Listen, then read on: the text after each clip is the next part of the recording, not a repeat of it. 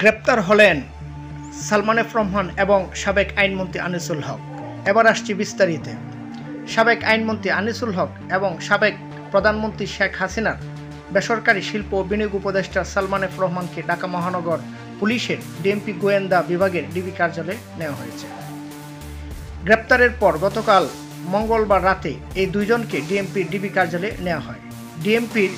ডিবির এক ঊর্ধ্বতন কর্মকর্তা আমাদের বিষয়টি নিশ্চিত করেছেন এবং আমরা যতটুকু জানতে পেরেছি ডিবি কার্যালয় হতে, তাহারা সাধারণ মানুষের চোখ ফাঁকি দিয়ে এবং আইন শৃঙ্খলা রক্ষাকারী বাহিনীর চোখ ফাঁকি দেওয়ার জন্য তাহারা ছদ্মবেশ ধারণ করেছেন। সেই ক্ষেত্রে সালমান এফ রহমান তার চুল কেটে, দাড়ি কেটে, গেঞ্জি পরে এবং লুঙ্গি পরে তাহার চেহারা পাল্টানোর চেষ্টা করেছেন, কিন্তু তার চেষ্টাটা ব্যর্থ হয়েছে। সর্বশেষ তিনি আইন শৃঙ্খলা বাহিনীর হাতে গ্রেপ্তার হয়েছেন এবং আইনমন্ত্রী আনিসুল হকও ছদ্মবেশ ধরতে গিয়ে তারা সফল হননি।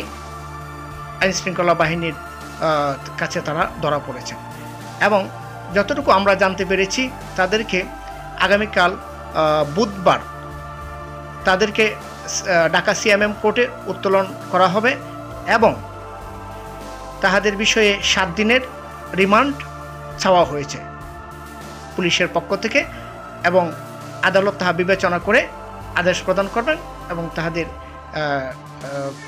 কতদিনের রিমান্ড রাখবেন সেটা আদালতেই নির্ধারণ করে দেবেন। দর্শক বন্ধুরা, আরেকটি কথা আপনাদের না জানালেই হচ্ছে না, তা হলো সালমান এফ রহমান এবং আনিসুল হককে গ্রেপ্তারের পর জনসাধারণের মনে এক ধরনের উদয় হয়েছে।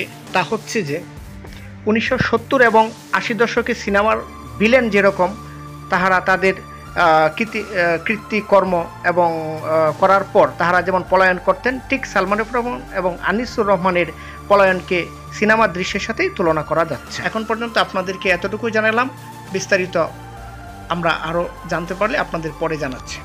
ধন্যবাদ।